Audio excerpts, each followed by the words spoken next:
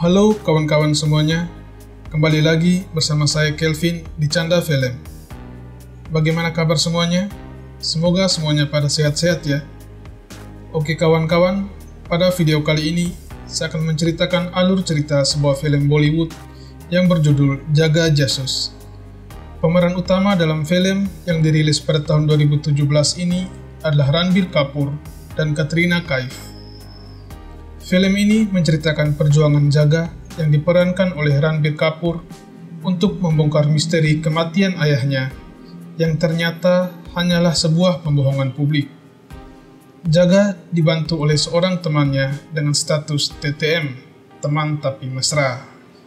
Temannya tersebut bernama Surti Sengupta yang merupakan seorang jurnalis. Petualangan mereka membongkar kebohongan tersebut melalui banyak tantangan yang menegangkan, tetapi juga menghibur karena terdapat banyak aksi-aksi komedi. Bagaimanakah alur ceritanya? Mari kita simak.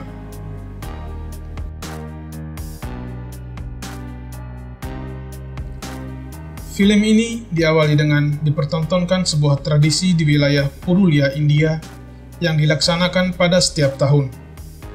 Tiba-tiba muncul sebuah pesawat yang melewati wilayah tersebut untuk menghindari radar. Pesawat tersebut sebenarnya mengantarkan senjata ilegal yang diselundupkan kepada sebuah organisasi senjata di negara India. Namun, karena sinyal yang digunakan sebagai kode untuk melepaskan senjata-senjata ilegal dari pesawat, sama dengan sebuah teknik yang digunakan dalam tradisi wilayah tersebut, menyebabkan para pekerja pesawat salah membaca kode dan akhirnya melepaskan senjata-senjata tersebut bukan kepada organisasi yang memesan senjata tersebut, namun kepada masyarakat Purulia yang sedang melakukan tradisi tahunan mereka. Semenjak saat itu, operasi penyelundupan senjata mulai viral dan mulai diselidiki lebih mendalam untuk bisa membongkar korupsi dan penipuan yang dilakukan oleh pemerintahan India. Setelah itu, kita dialihkan ke penampilan Surti Sengupta yang diperankan oleh Katrina Kaif dalam mengajarkan anak-anak pada sebuah sekolah ala taman kanak-kanak di Indonesia. Dalam pengajarannya tersebut, Surti menceritakan semua pengalamannya bersama Jaga yang dituangkannya dalam bentuk buku dan drama agar lebih dimengerti oleh anak-anak tersebut. Jadi, film ini kalau diterjemahkan secara garis besar adalah cerita pengalaman Jaga dan Surti pada masa lalu yang diceritakan Surti kepada anak-anak yang diajar olehnya. Oke, kita lanjut. Jaga sebenarnya adalah seorang anak yatim piatu yang ditinggalkan oleh orang tuanya di rumah sakit. Jaga seorang anak yang mempunyai kepribadian yang pintar, tingkat pengen tahu yang tinggi, dan juga gagap yang menyebabkan susah berkomunikasi dengan orang lain. Namun, kesulitannya untuk berbicara dengan orang lain akhirnya bisa dihilangkan dengan cara berkomunikasi melalui lagu-lagu. Hal ini membuat film ini pun sedikit bergenre musikal, karena semua hal yang diungkapkan oleh Jaga akan dituangkan dalam bentuk lagu-lagu. Kehidupan Jaga di rumah sakit adalah membantu merawat pasien-pasien. Pada suatu hari, Jaga diadopsi oleh seorang profesor dan dosen bernama Badal Bagji dan biasa dipanggil Tutti Frutti oleh Jaga. Dia mengadopsi Jaga karena Jaga telah menolongnya saat mengalami kecelakaan pada sebuah kereta. Badal Bagji adalah orang pertama yang berusaha membongkar penyelundupan senjata-senjata ilegal ke media sosial, karena dialah orang pertama yang melihat penyelundupan senjata pertama kali di wilayah Purulia. Hal tersebut menyebabkan kehidupan Badal Bagji pun menjadi sedikit tidak aman. Selanjutnya kawan-kawan, untuk kemudahan penerjemahan ceritanya, admin akan menggunakan panggilan Bagji untuk Badal Bagji. Kehidupan sehari-hari Jaga dan Badal Bagji di rumah dipenuhi dengan kegembiraan dan keceriaan. Namun, semuanya berakhir ketika Bagji mendapat panggilan untuk menjalankan tugasnya. Bagji sebenarnya bekerja pada sebuah badan intelijen yang sedang menyelidiki penyelundupan senjata-senjata ilegal tersebut. Menyadari akan bahayanya tugas yang akan dijalankan, Bagji pun langsung memasukkan Jaga ke sebuah asrama sekolah detektif untuk mengamankan keselamatan sekaligus menyembunyikan Jaga. Sebuah perpisahan jangka panjang yang terlihat dengan senyuman dari depan, namun dengan tangisan dari belakang. Komunikasi antara Jaga dan Bagji hanya melewati sebuah kaset rekaman yang dikirim setiap hari ulang tahunnya Jaga. Ketika hari liburan pun, Jaga tetap di asrama dan tidak pulang ke rumah, karena dia tidak mengetahui keberadaan Bagji yang merupakan ayah angkatnya tersebut. Bagji menyembunyikan identitas dan keberadaannya demi keberhasilan tugas yang sedang dijalankan.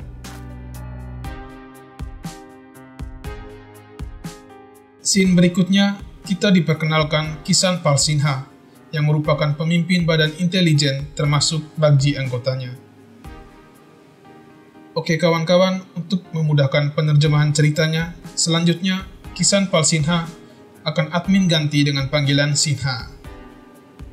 Pada badan intelijen tersebut, informasi yang diperoleh dari hasil penyelidikan tersebut digunakan Sinha untuk memeras pemerintahan India, bukan untuk diserahkan ke hukum untuk diproses lebih lanjut. Dari sini terlihat keaslian dari Sinha sendiri yang merupakan seorang investigator dan juga koruptor. Hal tersebut yang membuat Bagji tidak mau bekerja sama dengan mereka dan memutuskan untuk keluar dari organisasi tersebut. Keputusan tersebut sebenarnya mengancam keselamatan Bagji sendiri, bahkan keselamatan Jaga. Namun pada akhirnya, Bagji dicelakai oleh anak buah dari Sinha.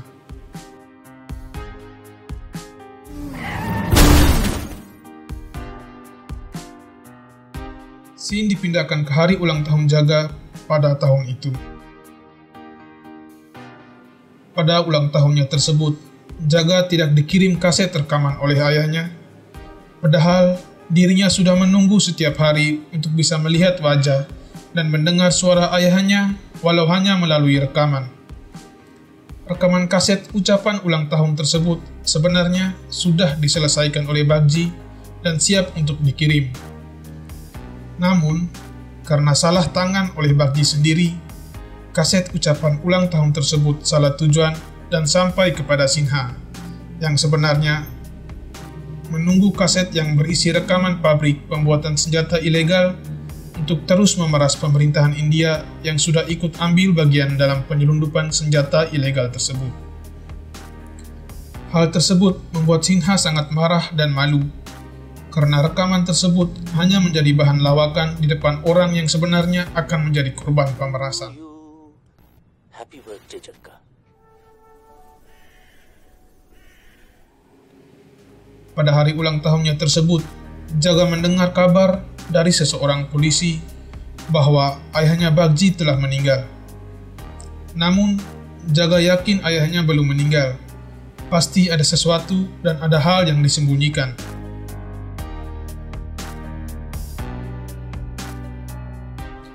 Akhirnya, Jaga pun memutuskan untuk pergi menyelidiki kematian ayahnya tersebut sesuai profesinya sebagai seorang detektif. Dalam perjalanan tersebut, Jaga bertemu dengan seorang wanita cantik bernama Surti Sengupta yang membuatnya jatuh cinta pada pandangan pertama. Karena rasa penasaran yang sangat tinggi terkait kepribadian Surti, Jaga terus mengikuti Surti.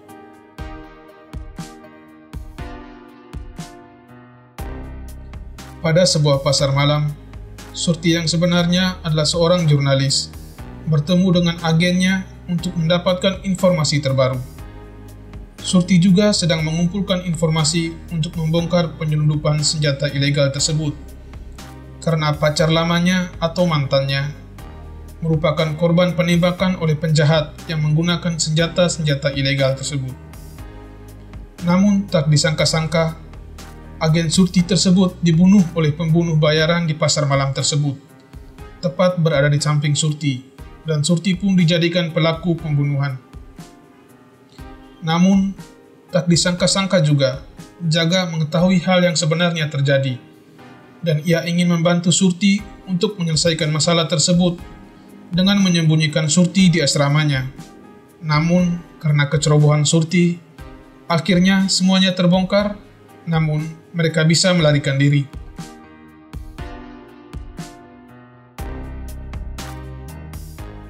Kehidupan mereka yang belum terlalu kenal satu sama lain membuat kebersamaan mereka diselingi hal-hal yang lucu namun seru.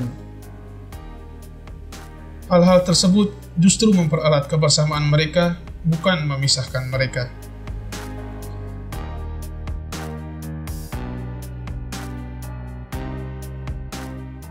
Surti pada akhirnya sangat senang karena atas bantuan Jaga, dia bisa terlepas dari tuduhan pembunuhan tersebut.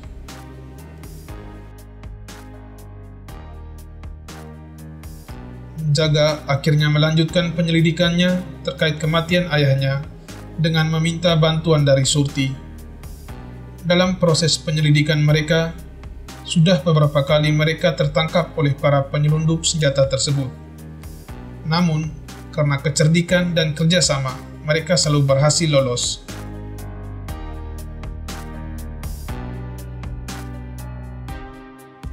Scene berpindah lagi pada Sinha, yang sedang berusaha menemukan dan menangkap Jaga untuk mencari tahu keberadaan kaset rekaman yang sebenarnya. Kaset tersebut tidak berada di tangan Jaga, namun sudah diamankan. Sinha terus mengejar Jaga dan Surti untuk menyingkirkan mereka, karena mereka sudah mengetahui yang sebenarnya terjadi, yaitu tentang permainan Sinha di belakang penyelidikan kasus penyelundupan senjata tersebut.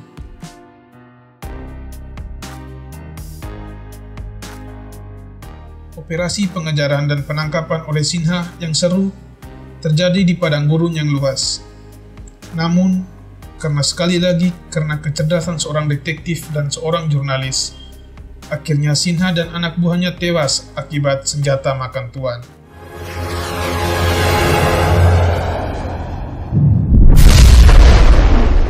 Setelah itu, secara tak sengaja, Jaga dan Surti menemukan tempat pembuatan senjata ilegal tersebut. Mereka berhasil menyusup ke dalam pabrik tersebut dan berhasil mengetahui rencana yang akan dilakukan ke depannya. Namun, lagi-lagi karena kecerobohan Surti, mereka akhirnya tertangkap lagi.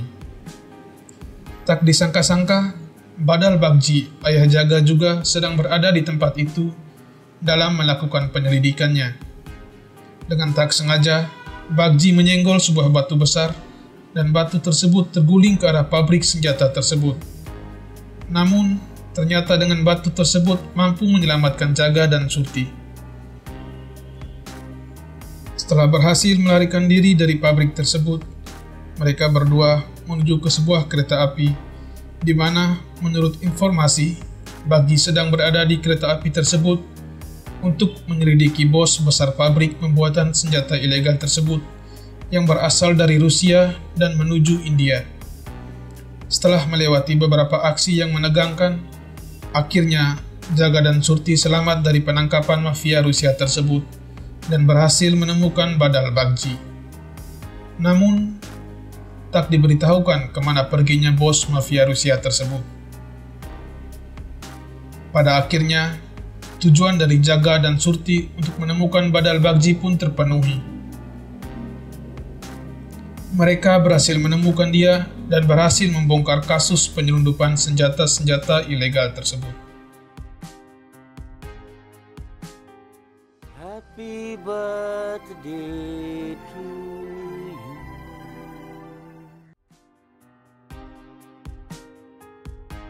Namun, pada akhir film, terlihat bahwa Jaga dan Bagji kembali tertangkap oleh mafia Rusia yang merupakan bos pabrik senjata ilegal tersebut. Banyak orang-orang berpendapat bahwa film ini akan ada kelanjutannya. Namun, sudah 4 tahun berlalu, belum keluar seri yang kedua. Ya, kita lihat aja ke depannya ya kawan-kawan. Sekian video dari saya. Kalau ada yang kurang, bisa ditambahkan di kolom komentar. Subscribe, like, and share, itu hanyalah sekedar pilihan dari kawan-kawan semua. Semoga video ini dapat menghibur kawan-kawan semuanya. Sampai jumpa di video berikutnya. Salam Canda Film.